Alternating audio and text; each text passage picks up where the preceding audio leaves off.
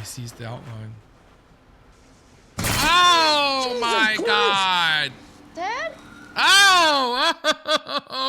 Oh, my stomach just jumped like when you're on a roller coaster. Oh. Hey guys, welcome to David versus Film. I am David, yo soy David, and tonight I'm going head to head with episode 7 of The Haunting of Hill House.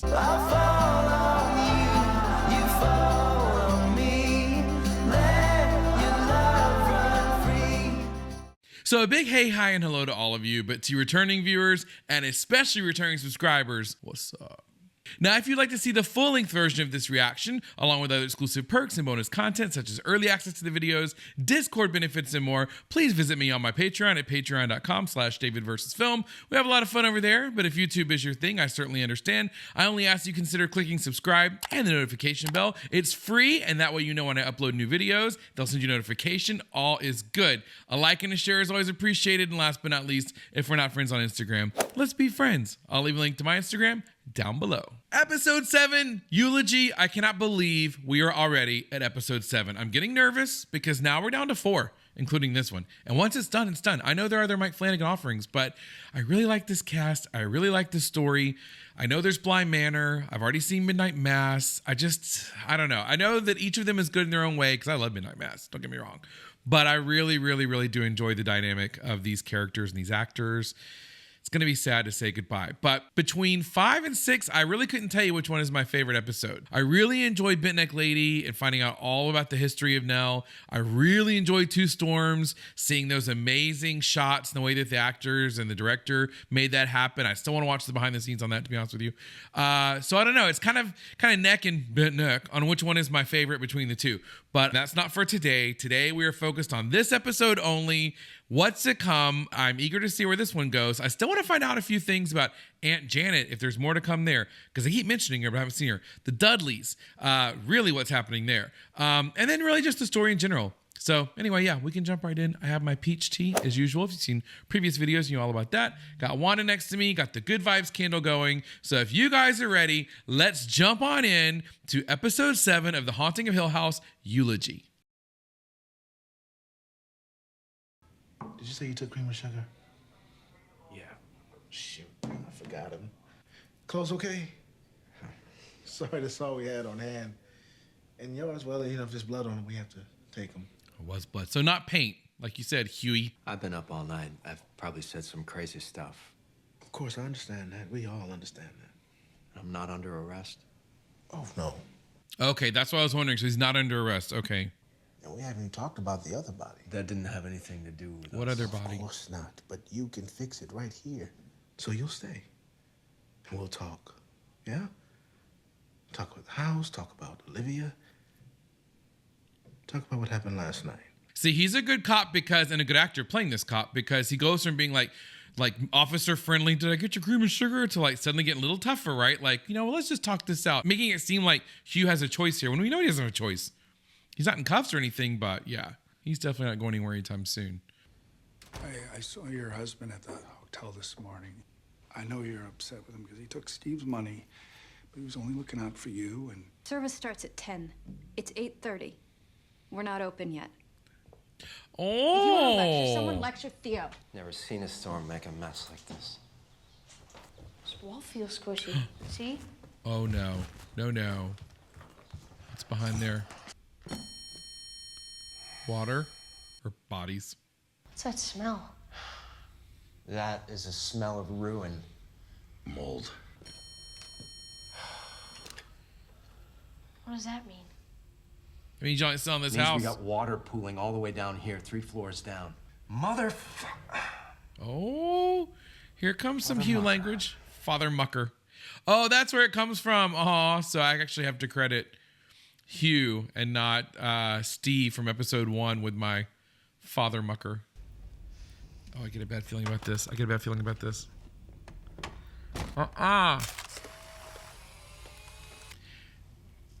That's how we get stabbed in the ear, Hugh. Is that a face or a head or something? Silhouette? Hey, I'm a little early. Can I come in? I fucked up last night, Daddy. I mean, I fucked up. So they were really doing something? No. I'll combine these plans into one master blueprint, and then we'll find out how fucked we really are. It's bizarre. I can't really identify a leak, and I'm not finding water. It's a big job for one person. What do you say, Steve? It's a tough gig for a kid. No, he's not a kid. In this house, that could be true. He could be a 200-year-old man that just looks like that. Very possible. I didn't get a chance last night to tell you how proud I am of you. 90 days. Thanks. A lot of people loved her. It's okay to just sit. I really like the dynamic of Olivia and Hugh and the way that they're doing this, like watching his thought pattern through her and what she's telling him, or if that's just his imagination of what she'd be telling him. I really like the way they're doing that. Hello, lover. Is this Aunt Janet? I'm assuming. There she is. Knew she'd be here. You? Janet.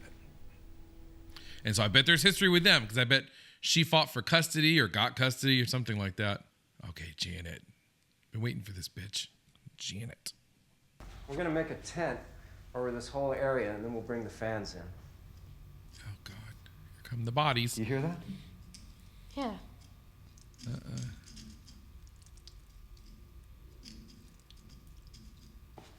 Master blueprints? Master blueprints. Was that right?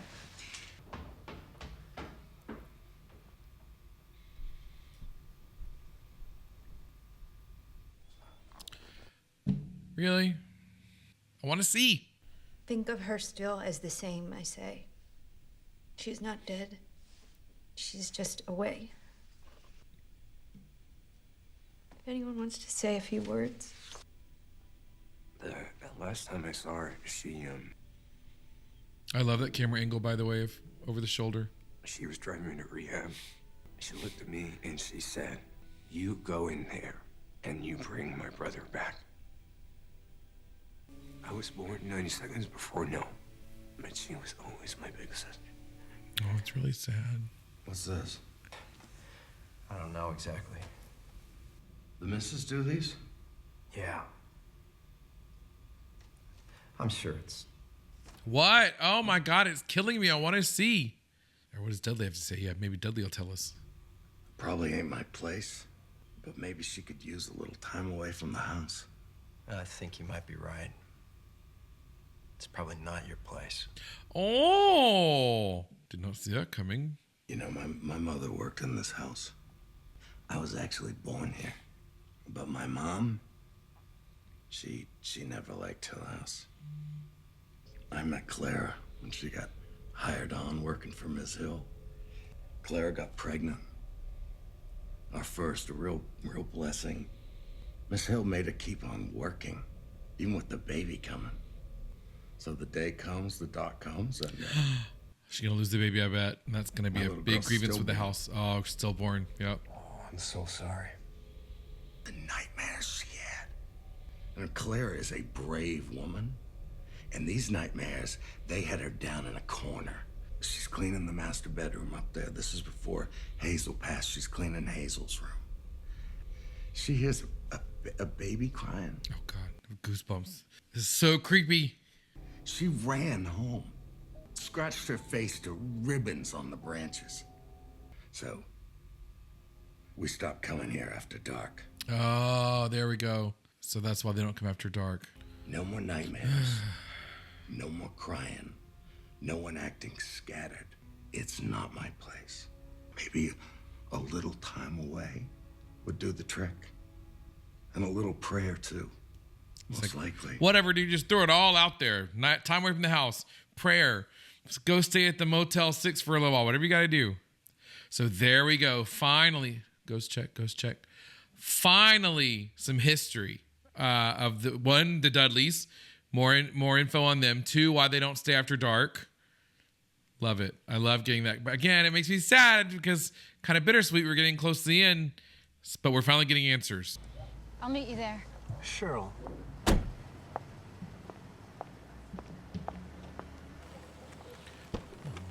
Need a ride? If there's one thing we can take away from today, it's that in the In the end, all you guys have is each other. Did Theo tell you what she did? She telling you don't, Hugh. Don't do it, Hugh. Stay the fuck out of my business.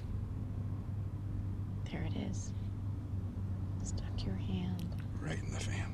Olivia's all back in the back seat. I try to tell you. Steve, I didn't let the mold guy do the whole Oh, job. please don't actually stick your hand in the fan. I don't want to see this. Totally screwed. I'm gonna have to open it up. Oh, no. Steve, Oh, can you no. plug it over there? See, I get comfortable. I relax my butt muscles, and then he sees the outline. Oh, Jesus my Christ. God. Fuck! Dad? Oh! Oh, my stomach just jumped like when you're on a roller coaster. Oh, that's so gross. I didn't! It's okay, it's okay.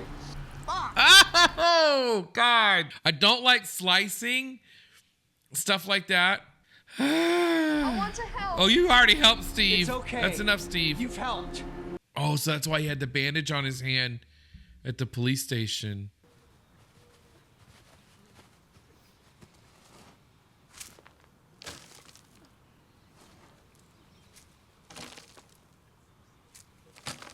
I've never done that, throwing the dirt in like that. I've seen it in movies and TV shows, but I've never done that in real life or seen that in real life. I'm so sorry. Oh, yes, he sees her. I was wondering where she's been. Don't. Oh, God. Oh, God. Oh. Did you see her? No. It was Mom. It was Mom and Nellie. Hey, stop it. I saw them. No, you didn't. Look at me.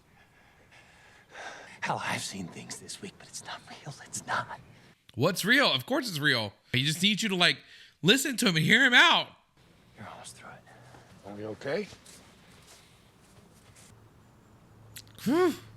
I mean, Nell and Olivia, I haven't seen a tag team like that since WWF. Whew, that got me because I was all focused on her, and the next thing you know, Olivia's coming up from below like, stay with us. And see, this is how this show does me. They start off normal. I'm just watching it, and then crazy. Oh my God, I wasn't watching like the front. I didn't know what she had. I thought she was pointing at her. Liv. Oh, no ma'am. What the fuck?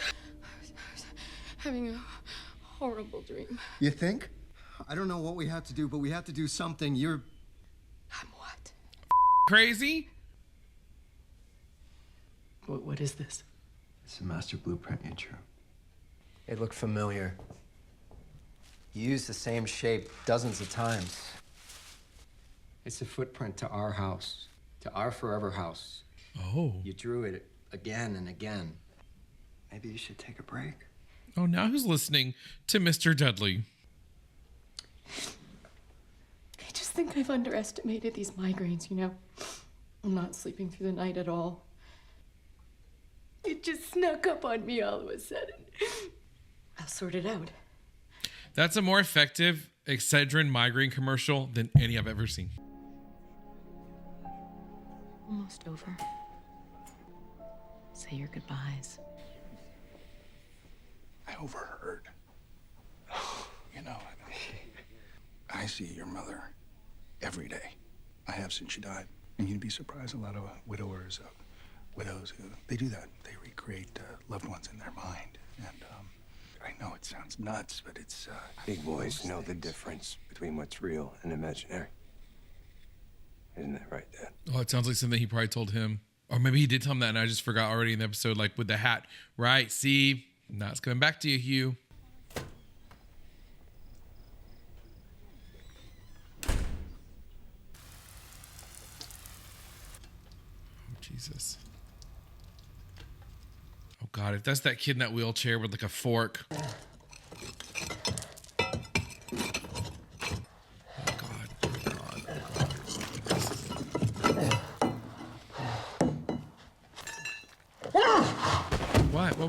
What? Well,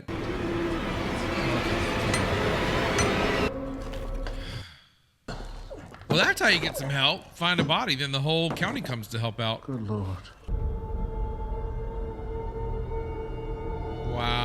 Yeah, like a masonry thing. Is that what that was? It looks like he bricked himself in. The tools were in there with him. And man, the scratches. He's trying to scratch his way out. Well, good news is Massachusetts doesn't require that you disclose you've had any death on the premises to any potential buyers. Crazy Massachusetts. Interesting. Steve, What? I'm sorry I didn't talk. And I'm sorry I didn't listen. And it's the regret of my life. I'm so sorry that I couldn't fix it. Tell him. you fly safe. I mean, it's so real. That's such a real moment. Uh-oh. My car is gone. What do you mean? It was outside my house like it always is, and now it's gone. You probably parked it somewhere else. My wallet's not in here. It was in here. You saw him. Where the hell Oh, is it? no. Luke, that's right. He looked wrong. Has anybody seen Luke? Now they're getting it. I'll check outside. She's like, let's find out more about this situation. Huh, Pops? The dirt, like footprints. Oh, I don't want to see that in there. Oh, no, the forever home. Oh, God. Oh, God, what is it? What is it? Oh, okay. They both see it. Who is that? Is that Shirley or, Nell or Olivia? Make it stop, make it stop, make it stop. Who did this? What a shitty day for the Crane family. My God. I'm giving you every opportunity, and you... Back to the beginning. You keep saying that you didn't hurt her, but you get real upset if I say she killed herself. And twice now, you say that the house killed her. The 3 hours you waited after you discovered her body, before you called us, what happened in those 3 hours, Hugh? Your daughter Shirley says she woke you up because she was surprised to see Mom in the kitchen. That's right. And she says that you ran up the stairs to the red room. Ooh.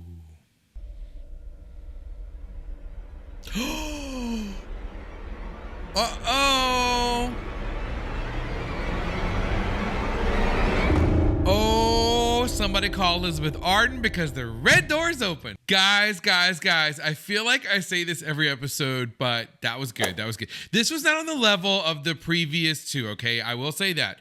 But I mean, it's still on like a level 9 with me, okay? And I only say that because I would say that the 5th episode and the 6th episode were 10s, okay? So this is still very, very high up there. And I like that we finally got answers, but I definitely made notes as usual so I don't forget anything. And taking those one by one, starting with Officer Friendly. I didn't catch his name, but I enjoyed the addition of that character. I really like how he played it to where he came in, like they do this in a lot of movies and TV shows where it's like the good cop, bad cop. Sometimes in 2 cops, sometimes all in 1. In this case, the latter. But he came in, as sort of like, oh, I'm sorry to have cream and sugar, and I want to do everything. Sorry, the clothes don't fit right.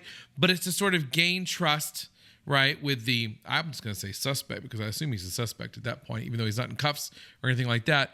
To gain the trust and to sort of get them to try to open up. And then we see the typical, textbook police approach of making him repeat his story over and over and over, looking for inconsistencies, looking for anything that's out of the normal of what he said before.